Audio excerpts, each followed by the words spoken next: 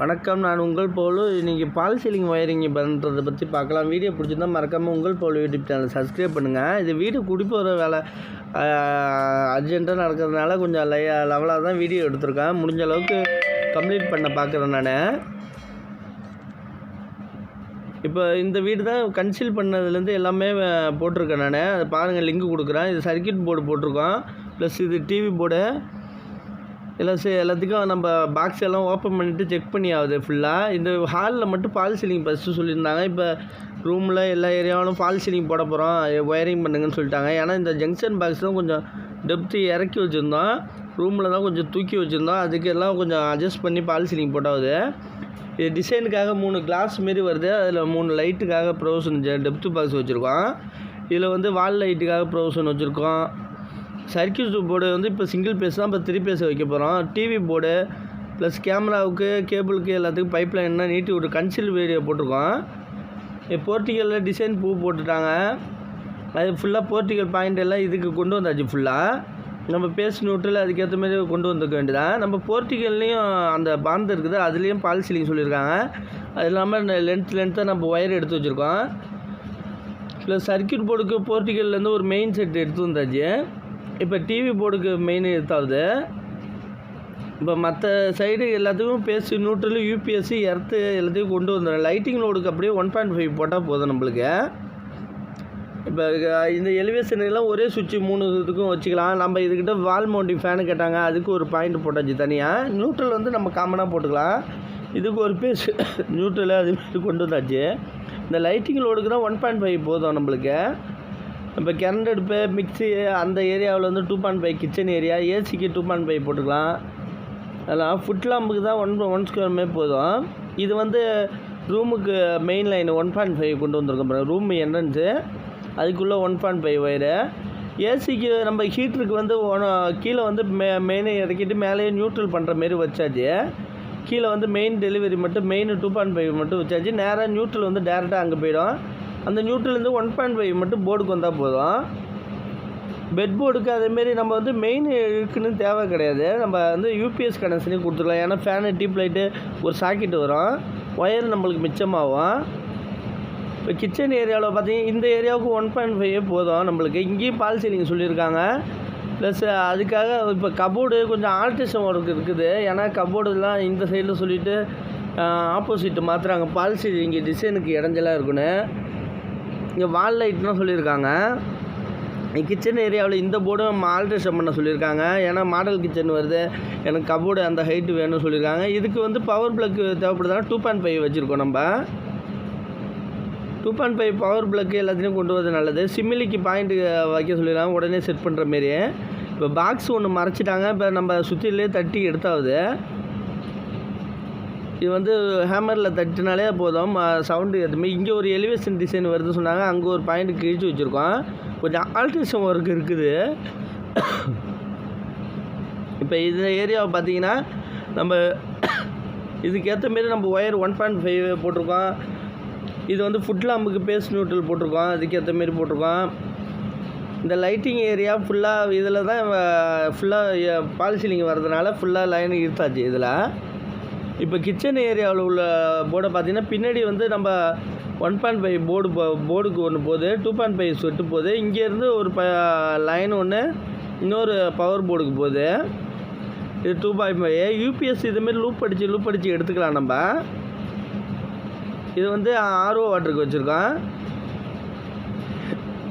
இது வந்து இப்போ தான் இதுக்கிட்ட எலிவேஷனில் ஒரு 3 லைட்டு டிசைனுக்காக வருதுன்னு சொல்லியிருக்காங்க, அதுக்கு கொண்டு வந்திருக்கோம். இங்கே வந்து கரண்ட் அடுப்பு இது போடுற மாரி வச்சுருக்காங்க, அதுக்கு 2.5 கொண்டு வந்திருக்கோம். இங்கே ஃப்ரிட்ஜ் வைக்க போகிறாங்க, அதனால் 1.5 போதும் ஃப்ரிட்ஜுக்கு. கிச்சன் ஏரியாவில் ஃபுல்லாக ஒயர் இழுத்தாச்சு. இப்போ பார்த்தீங்கன்னா இது வந்து நடந்து வாஷிங் மிஷின் பின்னாடி போகிறது ஏரியா. இதுக்கு தான் லைட்டிங்களோட 1.5 எல்லாத்துக்கும் போட்டிருக்கு. ஆனால் இதில் வந்து நம்ம பின்னாடி உள்ள லைட்டு எல்லாமே வந்துடும். இங்கே வாஷிங் மிஷினுக்கு வந்திருக்கு. வாஷிங் மிஷினுக்கு 1.5 போதும் ஃபுல்லாக. நம்ம வந்து பவர் பிளக்குக்கு ப்ளஸ்ஸு ஏசிக்கு எல்லாம் 2.5 போட்டால் போதும். இப்போ வந்து நம்ம பால் சீலிங் ஃப்ரேம் தான் அடிச்சுட்டாங்க. நம்ம லைன் எடுத்து வச்சதை பார்ப்போம். நம்ம இந்த ஏரியா தான் பால் சீலிங் கிடையாது, அதனால் பாயிண்ட் எல்லாம் இழுத்து ஜாயிண்ட் அடித்து ரெடியாக இருக்குது. நியூட்ரல் ஜாயிண்ட் தான் அடித்து ரெடியாக இருக்குது. மற்றபடி இங்கே தான் பாயிண்ட்டு எல்லாத்தையும் ஒயர் இழுத்து ரெடியாக வச்சு தேவையான பாயிண்ட் கூட இழுத்துட்டு ரெடியாக வச்சுக்கலாம். இந்த ரூமில் பார்த்தீங்கன்னா கபோர்டு அந்த சைடு வருதுன்னு சொன்னாங்க. இதனால் இந்த சைடு போட்டதுனால ஃபேன் பேக்ஸ் எல்லாம் ஓரத்தில் போயிட்டு இப்போ வந்து ஃபால் சீலிங் ஒர்க்கை பார்த்தீங்கன்னா ஃபால் சீலிங் மேலே அடிக்க ஆரம்பிச்சிட்டாங்க ஃப்ரேமு. இப்போ பார்த்தீங்கன்னா இதில் வந்து 4 டிசைனு கொடுத்துருக்காங்க, 4 லைட்டு ப்ளஸ்ஸு சைடில் பீடிங் லைட்டு கொடுத்துருக்காங்க. எல்லாத்துக்கும் நம்ம அரை ஓஸு போட்டு நம்ம ஒயர் லென்த்தை எடுத்து வச்சாச்சு. ஃபால் சீலிங் போடுறப்ப அந்தந்த இடத்துல எடுத்து வச்சுருவாங்க. இப்போ இந்த கார்னரில் வந்து கார்னர் ஒரு ஷேட் அடிக்கிற மாரி லைட்டு ப்ளஸ் இதில் ஒரு ஸ்பாட் லைட் ஒரு 4 வருது, அதுக்காக சைடில் எடுத்து வச்சுருக்கோம். நம்ம தேவையான இடத்துல பாயிண்ட் வச்சுக்கிட்டோன்னா அவங்க ஃபால் சீலிங் போட்டுட்டு டிசைனுக்கு ஏற்ற மாரி நம்ம வச்சுக்கலாம். மற்ற பாயிண்ட் எல்லாமே இங்கே மேக்ஸிமம் கொண்டு வந்துட வேண்டியது. நம்ம ஜாயிண்ட் அடிக்காமல் தனித்தனி பாயிண்ட்டாக கொண்டு வந்து இங்கே ஒரு சுவிட்சில் ஒன்றா கொடுத்துக்கலாம். இப்போ இது ஃபுல்லாக பாயிண்ட் எடுத்துகிட்டு ஃபுல்லாக லைன் அப்படியே அடிச்சிடுவாங்க. இதில் ஃபுல்லாக அரை ஓஸை போட்டு முடிச்சு போட்டு இதுமாரி வச்சுட்டோன்னா முனையில் டேப் அடித்து நம்ம அதுக்கேற்ற மாரி அவங்க ஹோல்ஸு போட்டு வச்சுப்பாங்க. நம்ம ஸ்பாட் லைட் வந்த பிறகு ட்ரில் பண்ணி அதுக்கு எடுத்துக்கலாம் நம்ம அதுக்கேற்ற மாரி. இப்போ இந்த போர்டை பார்த்திங்கன்னா ரூமோட என்ட்ரன்ஸ் போர்டு 1.5 செட்டு வந்திருக்கு, ப்ளஸ்ஸு நம்ம எர்த்து வந்திருக்கு, யூபிஎஸ் வந்திருக்கு. ஃபுட்லாம்புக்கெல்லாம் இழுத்தாச்சு ஃபுல்லாக லைனு. இப்போ இந்த இது வந்து dining table area. Dining table ஏரியாவில் பாயிண்ட்டு பேஸு நியூட்ரலு எல்லாத்தையும் இழுத்து வந்தாச்சு. இந்த ஏரியாவில் பார்டரில் 2 பாயிண்ட்டு ப்ளஸ் ஸ்பாட் லைட்டுக்கு வந்துடும், ரெக்க மாரி வரும். அந்த டிசைனுக்கு ஏற்ற மாரி வச்சுக்க வேண்டியதான். 2 ஸ்பாட் லைட் அந்த சைடில் வருது, அதுக்கு ஒயர் தொங்க விட்ருக்கோம். இதில் 2 பாயிண்ட் வருது, அந்த பார்டருக்கு 2 பாயிண்ட்டு. இப்போ ஃபேன் பாக்ஸ் வந்து ஃபேன் லைன் வந்து கொஞ்சம் டிசைன் சென்ட்ரு பண்ண பிறகு நம்ம ஊக்கு தள்ளி போடணும். ஏன்னா இதில் வந்து ஒதுங்கி போயிருக்கு. மேலே வந்து ஒரு 2 இன்ச்சு ஒரு 3 இன்ச்சு அதிகமாக போனால் கூட எலிவேஷனில் டிசைன் நம்ம பால் சீலிங் டிசைன் மாறும். அதனால் நம்ம ஊக்கு ட்ரில் பண்ணி மாற்றி போடணும். நம்ம இப்போ கிச்சனில் கிடையாது, இங்கே மட்டும் டிசைனில் வுட்டில் வருது, அதுக்கு ஒரு பாயிண்ட் எடுத்து வச்சுக்கோம். இதை வந்து கஸ்டமர் முன்னாடியே டிசைன் பண்ணி முடிவு எடுத்தாங்கன்னா இதேமாரி ஆல்ட்ரேஷன் ஒர்க் இருக்காது.